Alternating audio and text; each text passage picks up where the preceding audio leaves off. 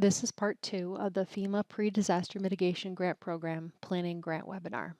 Your presenter is Stephen Randolph with FEMA Region 10. So we're going to talk about new and updated tribal mitigation plan scopes of work. I've put a lot of detail into these slides. We wanted these slide decks to be a resource, a reference resource. So some initial tips, these are really important things. So I'm going to hit on the things that I wanted to share with you that you might not be aware of, and let some of the other stuff go along by referring you to things that you need to read over as you develop your scopes of work and budgets. So up front, if you do a really good job developing your scope of work, outlining a task schedule, and defining a budget that implements each phase of that task schedule, thinking through how you're going to manage the planning process, when or if you're going to engage contractual resources to help out with parts of the planning process, etc. You can really set your entire planning program on a very strong footing by really focusing on developing the scope of work for your planning new plan or for your planning update. Don't just focus on meeting the minimum FEMA hazard mitigation planning requirements. Focus on developing an implementable plan that works for you and your tribe. That's the most important thing. This is for your tribe. There are going to be things you want to do that exceed the minimum planning standards and requirements of FEMA. Other than we can't fund your risk assessment for man-caused hazards or that portion of things, that's the only exception that I can say that you can't charge to the planning grant. So the scope of work must comply with some guidance requirements. We'll go over those. Focus on the activities in your scope of work that you want the grant to fund. So, for example, if you're doing a plan update, you want to make sure that you talk about the plan update process. You want to identify any vulnerabilities, or not vulnerabilities, deficiencies in your existing plan that you've identified, whether it's from experience with hazards, whether it's from the previous plan review by FEMA saying that you might want to beef this up, or you may want to identify an additional or expand on a hazard risk analysis. The Tulalip tribe and the Port Gamble-S'Klallam tribe both, for example, wanted to explore climate change impacts on wildfire on the reservation for the Tulalips and on coastal erosion and sea level rise for the Port Gamble-S'Klallam tribe. So those were things that you need to really focus on in the scope of work. Tell us what you need the grant to fund and what the tribe is going to take care of itself. A lot of times with the hazard mitigation planning budget, what the tribe is taking care of is the staff time on behalf of the tribe, both the lead planning organization as well as participation by natural resources, housing, health, etc., the various staff from those other agencies within the tribe. Those are donated as match. And that staff time is cash match because it came out of your general fund. And so it's very important to quantify that, to include it in your budget, because I tell you, just that match of the staff participating and your leaders participating, your elected leaders and the citizens that want to come and participate in your planning team, you will definitely be able to account for all of your match requirement. I'm virtually positive. Okay. Scope of work says how you plan to implement the planning process. You summarize it. You be brief. You be succinct. We don't need, a 5-page narrative, but we do need 3 or 4 paragraphs explaining this. Recognizing the scope of work is not the plan. It is literally the framework for development of the plan. Ensure that the scope of work demonstrates a clear understanding of mitigation planning, the planning processes, and the purpose of the grant. We've had several tribes submit emergency response planning for their planning hazard mitigation plans. We've had to go back to them and say, we can do a hazard mitigation plan. We can fund a hazard mitigation plan. We cannot fund an emergency response plan. So what do you really want to do? That was important. For each planning activity, determine the tasks necessary to accomplish the work, include those in the scope of work narrative. You have a scope of work, a schedule, and budget. No, I think the biggest thing I'm trying to say here is develop all this stuff offline in Word and Excel documents to upload into eGrants. And why do I say that? eGrants times out after 20 minutes. You can't necessarily tell. So if you do all of that offline in a Microsoft Word document and then cut and paste it into the fields in eGrants, you are good as golden, okay? That's probably the biggest, the second biggest tip I wanted to say on here. The first one is if you do a really good job on your scope of work, you're not going to have any problem with your planning process itself. Okay, so the first thing is as you're developing your scope of work, think about the planning process. Organizing your resources, assessing the community support, building up your planning team, developing a community engagement plan. Then you're going to do your risk assessment and vulnerability analysis. Some people call the risk assessment a HIVA, a Hazard Identification and Vulnerability Analysis. That's an acronym you may see around, but it's the same things we're talking about. Develop a mitigation strategy to implement your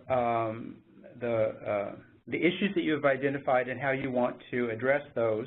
That becomes your plan, and then implement the plan and monitor the progress. So again, follow those planning process steps as you develop your scope of work. Okay. Also, as you're developing your scope of work for tribes, this is absolutely, utterly critical that you go download these documents, which we've put up on the webinar website, but here's the FEMA.gov website as well.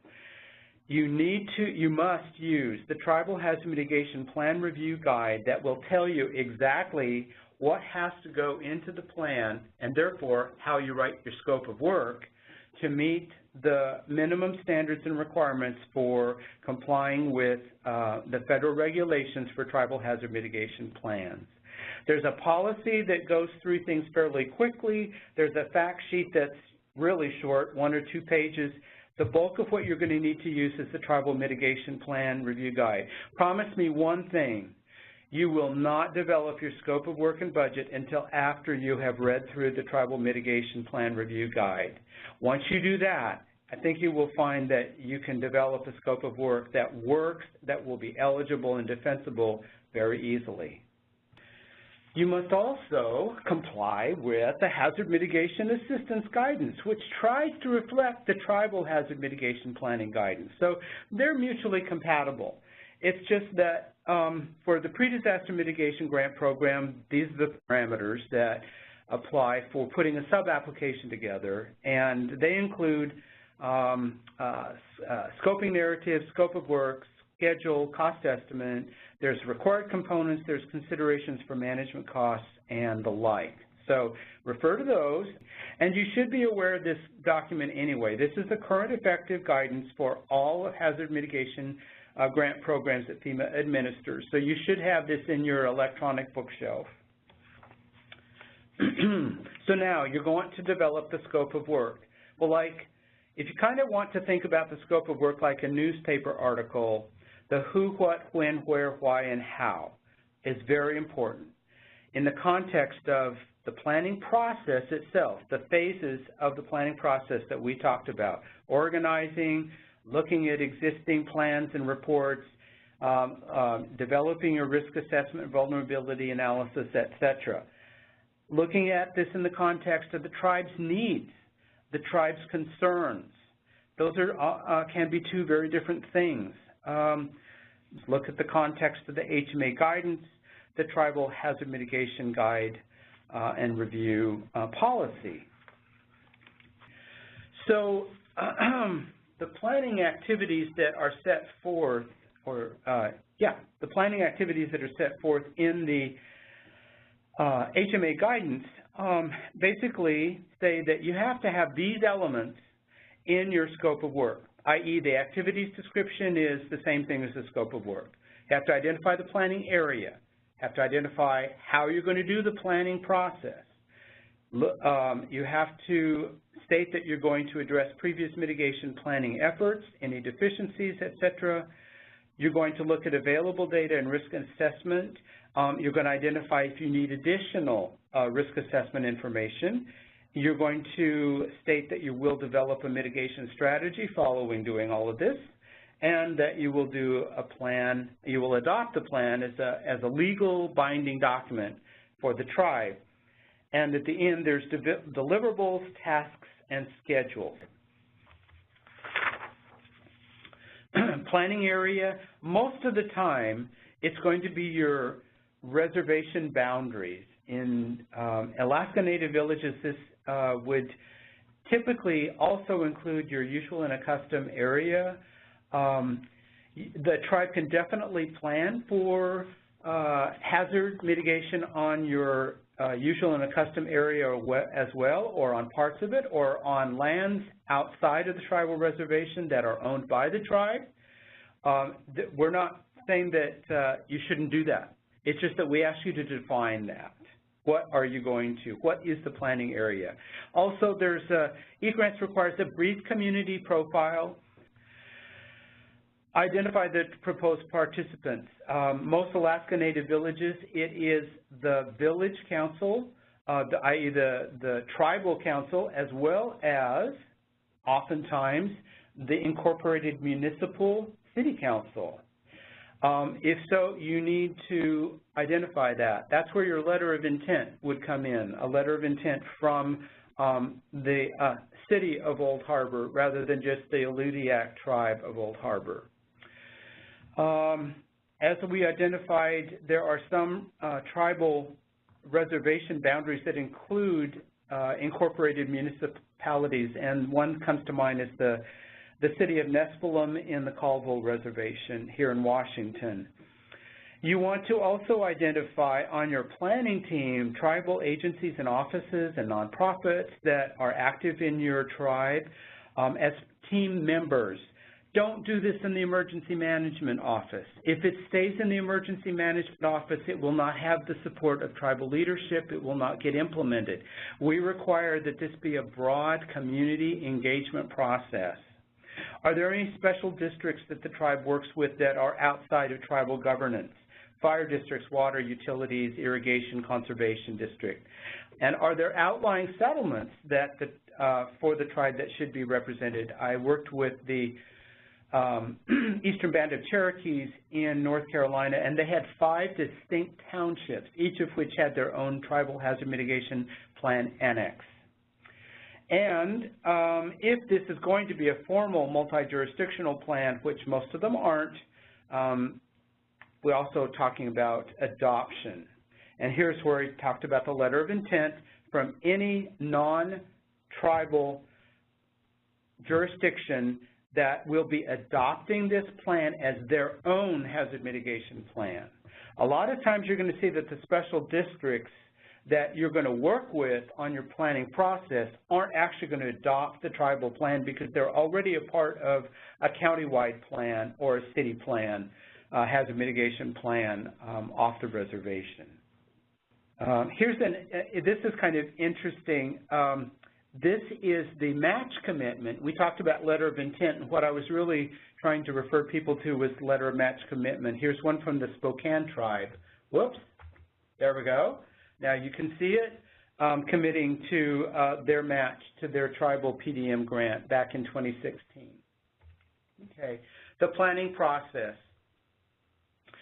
What is the role and composition of the planning team? How will the team work together? Meeting frequency, how the planning team members communicate with their respective staffs.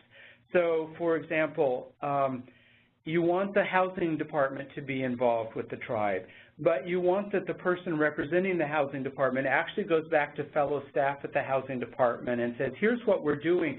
What do you think we need to also be looking at? Or do you have some ideas? In other words, the people that are on the team are like a democratic representative organization where they gather information, they share information back to the organizations that they are representing on the planning team. What is the proposed public engagement process? Lots of different ways of doing this. There's a variety of different things that are talked about here. All we're asking is you tell us what you want to do and how you feel it would be the best way to engage your tribal community in the planning process. This is one from, I believe this is from the city or borough of Sitka in Alaska, and talking about how their multi-jurisdictional hazard mitigation plan, which at that time included a couple of tribal organizations as well. They were going to do a community survey. They were also online.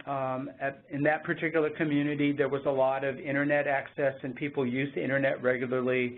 They were going to do a web page on the website, but they were also, very important, going to have real live public meetings to try and learn from the public as well as about hazards and the like, about ideas of how to address those hazards, and also to seek input from the community about what should they do about the vulnerabilities that were identified, and what should they do to prevent that kind of thing in the future. Previous mitigation planning efforts. eGrants is going to ask you if you've received a previous hazard mitigation planning grant from PDM or FEMA or flood mitigation counterpart or the hazard mitigation grant program. It's going to be asking you to describe an evaluation if you're updating your current plan of the FEMA review of your last tribal plan. Oftentimes there are recommendations for improvement or things to consider the next time around that our FEMA plan reviewers put into tribal plan reviews, Crosswalk, and they ask that those be addressed. Also, as we talked about, there's a lot of other relevant plans and studies out there. Many tribes have been doing annual plan reviews where they, after they have adopted their hazard mitigation plan, on an annual basis, they bring the planning team back together to look at what's happened that year. Maybe there's been a hazard event or two. Maybe there have been a couple of projects implemented. Maybe the hazard mitigation planning strategy has been incorporated into the tribal work plan for capital improvements or into the land use plan or into housing projects. So this is a very useful thing. We strongly encourage this to happen. We can't require it, but we encourage that to happen. So as you note on here, there's a variety of different things that may have occurred since the last plan was adopted. Oftentimes we're seeing that tribes that participated in county government multi-jurisdictional planning efforts, these tribes are now going out on their own to create their own tribal hazard mitigation plan. Technically that's a plan update because you were part of an original plan and the tribe would have had an annex for that original plan. So you want to talk about what that annex to that Snohomish County plan for the Stillaguamish tribe, what that was all about. We need to know what priorities you identify that you want to address in this particular planning process and how you're going to use the grant to address all of these different things. Okay, in the interest of time, I'm going to skip over this. This is just illustrative. I think it's self-explanatory. This is the plan review crosswalk. If you note up there in the middle, there's a recommended revision with regard to fire return intervals in western Washington forests, and that provides a resource for the tribe to look at. This was for the Ho Indian tribe on their recent, or their hazard mitigation plan, which was approved, I might say. They just said, recommend that you look at this again in the future. Okay, the risk assessment, you need to describe in your scope of work. Again, we're writing the scope of work. Describe the process you're going to use to assess the risk. Obviously, you're looking at potential data sources. Which hazards are you going to assess? You don't have to address every natural hazard known to humanity. You need to address the ones that are important to your tribe and to your geographical location. There's a lot of potential data that is already out there that you do not have to gin up. Many of the state hazard mitigation plans, FEMA has a risk map program. For example, in the Kenai Peninsula Borough in Alaska, a great deal of the risk assessment for the Seldovia village and for the Kenaitze tribe up in that Kenai Peninsula area was already done for them by FEMA with our own money and can be provided to and Kenaitze in the form of GIS, Geographical Information System, shape files for them to use in their own hazard mitigation planning process. You're going to identify data gaps, and you're going to say, well, are we going to address those now? Maybe we need to address those later.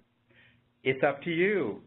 What tools are you going to use? Most tribes use geographical information systems. FEMA has this wonderful system called Hazards US, that is a free software system that is multi-hazard, that can overlay and help you take hazard information and overlay that on the built environment, and that hazard system can estimate what future damages and future casualties might be in various hazard events. So Hazard is a great tool. What new risk assessment data are you going to collect? How will you be incorporating climate change data? FEMA does require that all tribes and all states address future conditions as part of their hazard mitigation planning process. Most tribes have been far ahead of us in doing that, so this is not anything that's a burden. It's something you would be doing anyway. We just want you to know that we can help pay for it, okay? So the vulnerability assessment, once you have all the hazard profiles, is you assess the vulnerabilities to tribal facilities, housing areas, utilities, roads, bridges, economic engines, emergency services, and on your planned growth of your tribal community. You estimate potential losses from existing hazards and future hazards. And this illustrates landslide hazard areas on the Hoh Reservation. We have a hazards checklist. Hazards is free. You don't have to include, we're going to run hazards as a cost in your budget because it's already free. However, if you're going to enhance hazards is, you know, as they always say, garbage in, garbage out. You can provide much more detailed building structure and infrastructure data and input that into HAZUS, and then HAZUS will analyze that data and provide vulnerability information to you. We can pay you through the grant to develop that data and to put it into HAZUS and rerun HAZUS with that new information. And here is the climate change assessment, just some excerpts out of the Quinault Indian Reservation. They had done a climate change assessment that was separate from their hazard mitigation plan, but they incorporated what they learned from that and quite a bit of information, hazard information and vulnerability information from that assessment into their hazard mitigation plan update. So after you have assessed the risks and you've looked at the vulnerabilities, both existing and for the future, you develop a variety of different alternatives to address those issues. And out of those alternatives, you select a variety of things that are going to be the individual strategies that you incorporate into your hazard mitigation plan that will guide your incorporation of hazard mitigation planning concepts into your tribal governing regulations and economic planning and the like, as well as to applying for projects to fix existing vulnerabilities. Okay, and here's some flood damage reduction policies and wildfire policies that the Lummi Nation adopted in their hazard mitigation plan, which had been updated after 2015. Notice how the hazard mitigation plan is going to be integrated with a variety of existing planning and economic tools that the Lummi Business Council utilizes on the Lummi reservation. Plan adoption is extremely important. The plan has to be adopted formally as a legal binding document by the tribe in order to gain FEMA approval. I made a mistake here last year. You do not have to go to the state to have the state review your proposed plan. You are working directly with FEMA. You just come to FEMA. Now, if you got a planning grant through the state for your through their hazard mitigation grant program funding rather than through a direct planning grant to FEMA through pre-disaster mitigation, then yes, you should have the state will want to review that plan because it's a work product for their grant program. But if you are applying for PDM, you only need to come to FEMA for review. So there is going to be a process, and we recommend that you create a draft plan and submit that to FEMA for review at least 6 months prior to the end of the grant, which will allow you time for revisions to be made, additional community involvement, a full tribal adoption process. This is really important. Sometimes a final draft has to be submitted back to FEMA before you do the adoption. Sometimes the revisions are so specific or minimal that it's very easy for the tribe to make the revisions and then proceed to adopt the final version of the plan. Other times that's not the case, and there's a lot of revisions that are necessary. In that situation, you go ahead and resubmit a final draft to FEMA. If that's the situation, FEMA will issue an approvable pending adoption letter, meaning your plan is golden and will be approved by FEMA once it's formally adopted by the tribe. So that's really important. Many tribes have somewhat elaborate adoption processes that take several months through a variety of public involvement processes and et cetera. So then the goal is that the plan be submitted to FEMA for approval prior to the end of the period of performance, which is about 3 years. For a new plan, sometimes that takes longer. Even for plan updates, sometimes that takes longer if there have been staff turnover. And we also understand that a full public engagement process can take more time, especially at a tribal level. And if you have a large tribe and you have outlying communities that need to be involved, that takes more time. We have the power to grant a 1-year extension on that period of performance here at the regional level. Beyond that, we have to go to headquarters for approval. Other considerations. This is really important. Will the tribe require translation of outreach materials and the plan documents into the native language? We will pay for that. That is an eligible cost in the planning grant application. But you need to ask us. You need to include that. You need to include the cost estimate for that in your budget. Are you going to be hiring a contractor to assist with any aspect of the plan development? If yes, then describe how the steering committee for the planning team will coordinate with the contractor, how the tribal officials responsible for overseeing the planning effort will manage that contractor. Describe any travel that will be necessary and that will be charged to the grant. And describe any training that you want to participate in. The grant can include travel costs to attend FEMA's G318 hazard mitigation planning workshops for training for how to use HAZUS. If you need training on how to use GIS, grants management training, there's a variety of different things. You just need to include that and say what it is and how many people and how much it's going to cost, what you estimate, and justify why it should be charged to the planning grant.